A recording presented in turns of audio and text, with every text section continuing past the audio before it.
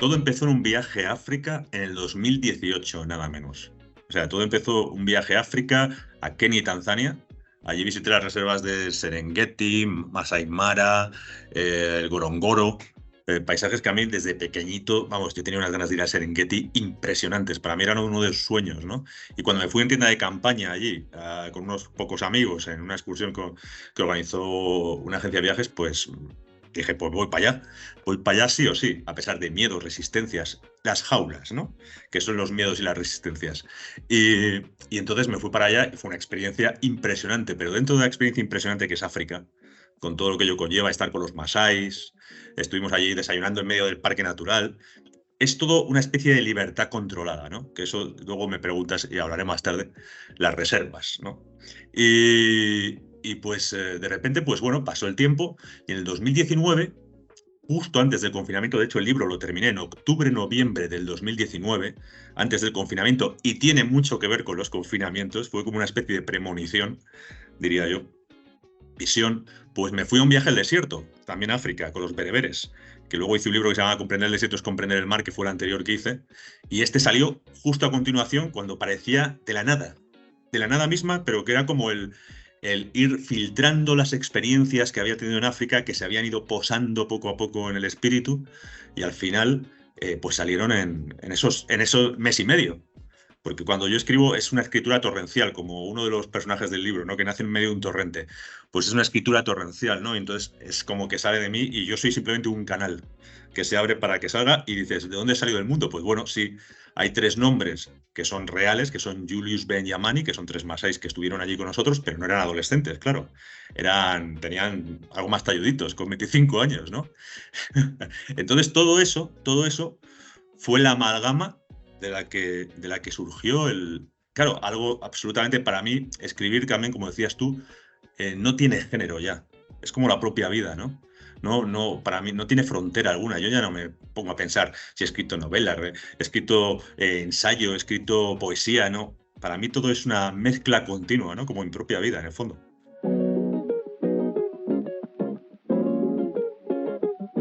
Claro, el libro empieza ya con una cita que me parece pues, como una declaración de principios, ¿no?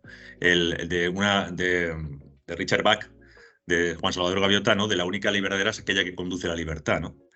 Y para mí eso es mi propia vida. En realidad todo lo que es Lulo en la jaula es un viaje continuo. La libertad es un viaje que se inicia cuando nacemos, donde nos desligamos de la madre y nos conduce pues año tras año, según te vas liberando de barrotes de la jaula, de miedos, de esas reservas, de esas creencias, de esas limitaciones, de esas ideas infundadas a veces de ti mismo y de los demás, pues vas llegando al final del viaje, ¿no? La última de las jaulas, sin duda, es la muerte, ¿no?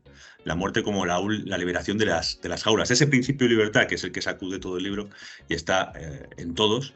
Los animales, para mí, por ejemplo, que son esenciales en el libro porque es una fábula. La fábula habla de los animales como las fábulas de Sopo o las fábulas de, bueno, pues de La Fontaine, de un montón de gente. Pues los animales son libres realmente, ¿no? Ellos no saben si les tienes en reservas o no. A veces, pues dice, bueno, pues se comportan como lo que son siempre, ¿no? Están en sus afanes. Y esa idea central de la libertad, para mí, la libertad también tiene mucho que ver con la creación.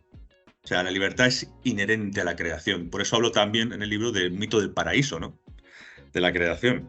Tiene que ver con eso, porque nosotros somos creadores de nuestra propia vida. Lo que pasa es que, y eso es quitarse la jaula, ¿no? Eso es abrir los candados de las jaulas, abrir todos los barrotes, es acceder a tu propia capacidad de crear, ¿no? A todas las capacidades que de alguna manera tenemos dentro y que nunca han salido, ¿no? Y que son incluso algo misterioso para nosotros, ¿no?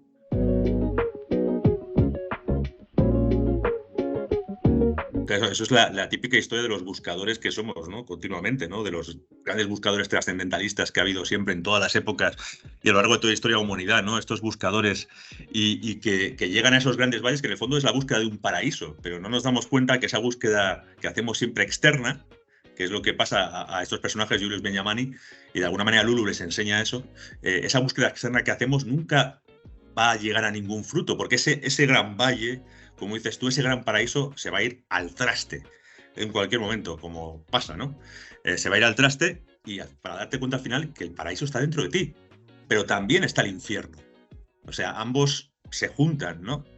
De alguna manera, indisoluble, ¿no? Y es, claro, esta línea de buscar el Gran Valle siempre está en línea con unas grandes historias que ha habido, ¿no? Y bueno, lo que pasa es que al final se van desdoblando los unos los otros para darte cuenta de que en realidad eres tú el creador de la propia realidad, ¿no? Que es también volver a ese concepto de libertad. Yo creo mi propia realidad, ¿no? Soy el que la otorga sentido.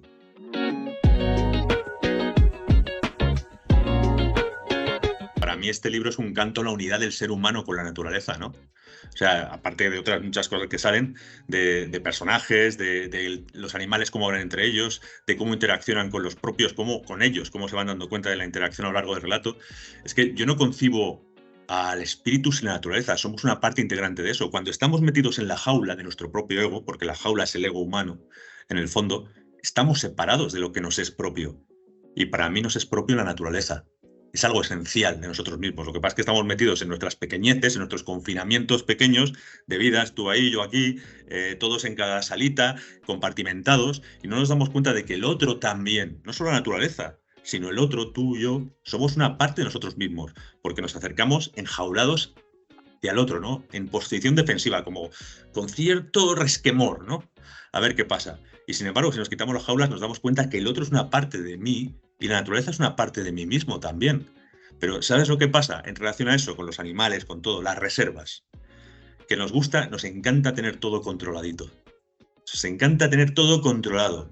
La naturaleza controlada, en reservas, donde los animales, vale, están en su parte y ahí no molestan. Y te vas a ver una reserva y aparece un leopardo y hay 20 coches al lado porque, claro, como han llamado con el walkie-talkie porque lo controlan, eso no es libertad. Eso es la reserva, es un simulacro de libertad. Son simulacros, como los nuestros, los que vivimos muchas veces, son simulacros de libertad, pero que no son una libertad plena, ¿no? Entonces, la reserva yo creo que además, en Occidente somos muy dados a este concepto de reservas. Lo hemos hecho, y no digo españoles, ingleses, o sea, lo hemos hecho en Estados Unidos con los indios, con los cherokees, con los sioux, con los cheyennes, con un montón de etnias indias y de tribus indias. Lo hemos hecho con los aborígenes australianos y lo hemos hecho en África con los animales y con la esclavitud también durante siglos, ¿no? Los hemos metido en reservas, realmente, ¿no? Entonces es un concepto muy propio porque yo creo que metemos en reservas aquello que no entendemos, aquello que no controlamos. Y lo que no controlamos nos da pánico porque de alguna manera no lo entendemos cómo puede reaccionar, ¿no? Y cuidado, ahí lo llevo a nosotros mismos, Guillermo. Metemos en espacios oscuros, en calabozos, en jaulas dentro de nosotros mismos, aquellas partes de nosotros que no controlamos, que no entendemos de nosotros mismos. Liberar la jaula es de alguna manera liberarte de una parte de ti mismo que estaba oscura, ¿no?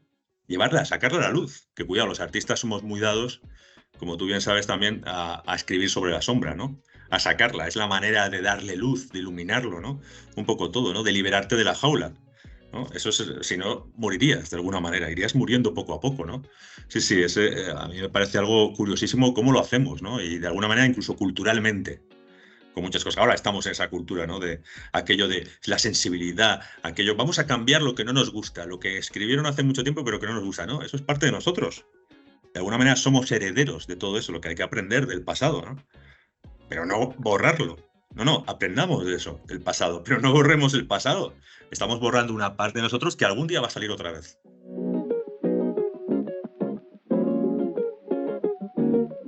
Pues, a ver, si te digo la verdad, a mí me gusta, o sea, sí, empecé a escribir, aunque no están publicados los poemarios que he hecho, que están inéditos por ahí, pues empecé a escribir poesía. Yo empecé con versos y algún libro se ha escrito, yo lo llamo poesía, ¿no? Porque no escribo ni prosa, realmente, ni verso, yo creo. Escribo una mezcla de las cosas como soy muy difícil de ubicar y de encasillar a nivel de géneros, ¿sabes? No es novela, no es tal, no es ficción, no, es una mezcla de todo, ¿no?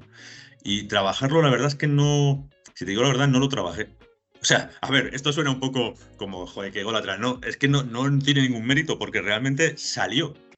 Y yo le dejo que surja y empiezan a surgir los personajes y me pide el lenguaje eso, ¿no? De hecho, me sorprendió porque cuando terminé de escribirlo dije, que es una buena prueba la de algodón, ¿eh? Cuando lees algo y dices, ostras, esto ni que lo hubiera, no lo he escrito yo. Para mí es una gran prueba de que entonces me he quitado de en medio y que está surgiendo algo desde arriba que es distinto.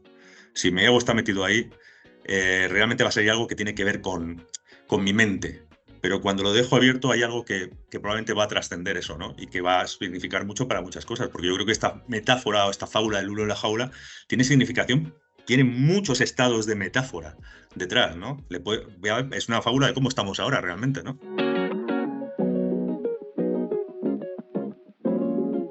Porque decías tú, ritos iniciáticos. Sí, claro, la adolescencia es un rito iniciático. Joder, nosotros todos los que hemos sido adolescentes, que es todo el mundo, realmente, es una época que hablo un poco en un tramo del libro de eso, es de manera poética o de manera lírica, como tú dices, no nos reconocemos. O sea, es como de repente surgen parte de nosotros que dices, ostras, pero esto ¿dónde viene? ¿Qué es? ¡Qué miedo! ¿No? Y entonces, lo que te decíamos, la conviertes y la metes en un recinto. Como no guste a otros o no te guste a ti mismo, de alguna manera la encarcelas, ¿no? Y ahí se queda, como no la saques, ¿no? Ahí se queda y es tu cuidado. También hay muchos talentos dentro de eso, porque Lulu, en su ajili, significa perla. O sea, por eso el título es La perla dentro de la jaula. Muchas veces tenemos esa perla que son nuestros talentos, virtudes, y no la hemos sacado. Sigue dentro de la jaula, ¿no? Y Lulu, porque no es Lulu, sino Lulu, que luego mucha gente se confunde al final, digo, no, es Lulu. O sea, Lulu es como un ser que es guía, que es un catalizador de los chicos en ese proceso iniciático que les lleva a otro estado del ser, ¿no? Que les lleva a otra manifestación de sí mismos, que incluso les hacen jugar la energía femenina. Porque para mí la energía femenina es la de creación.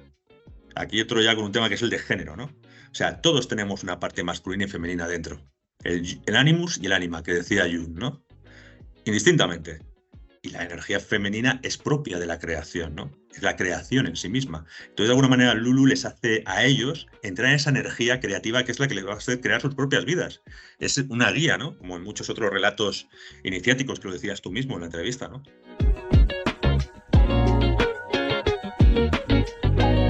Yo no pensaba, porque no pensé en el Principito de Saint-Exupéry ni mucho menos, que es la típica obra, pero vamos, el libro tiene un aire a eso. A esas historias que me encantan, ¿no? Las fábulas de Samaniego, las fábulas de Iriarte, ¿no? Españolas o de Esopo. O sea, tienen una idea de eso, pero son distintas, porque yo lo hago desde otro lado.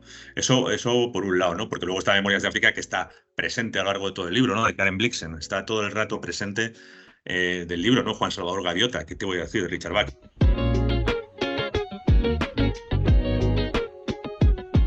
Por ejemplo, hay uno de Olaf Stapledon, que Olaf Stapledon es un autor de ciencia ficción casi desconocido para mucha gente, que escribió un libro maravilloso en el año 1938 que se llamaba El Hacedor de Estrellas, y que si uno lo lee, sobre todo su primera parte, es que es alucinante porque es como un trasunto de la realidad que hay ahora.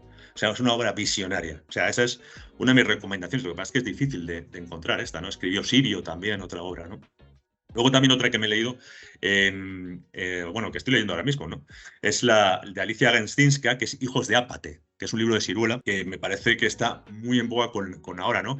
Que es como un breve tratado de lo que es la verdad, la posverdad y la mentira. Porque Ápate fue la diosa que cuando Pandora liberó su caja, salió Ápate, y a partir de entonces dejó en el mundo el engaño y la mentira. Y creo que estamos en una época que tiene mucho que ver con lo de Lulu y la jaula también, donde el engaño, la mentira, qué es fake, qué no es fake, todas estas cosas están en boga. Y distinguir y cuestionarse es súper importante, ¿no? Y luego, por última recomendación, es una de Kripal, que está en Atalanta también, que es exactamente, mira, es el vuelco, epifanías de la mente y el futuro del conocimiento. Porque si algo nos demuestra la época esta es que está cambiando nuestra forma de entender el conocimiento. La relación entre mente, materia y espíritu, ¿no?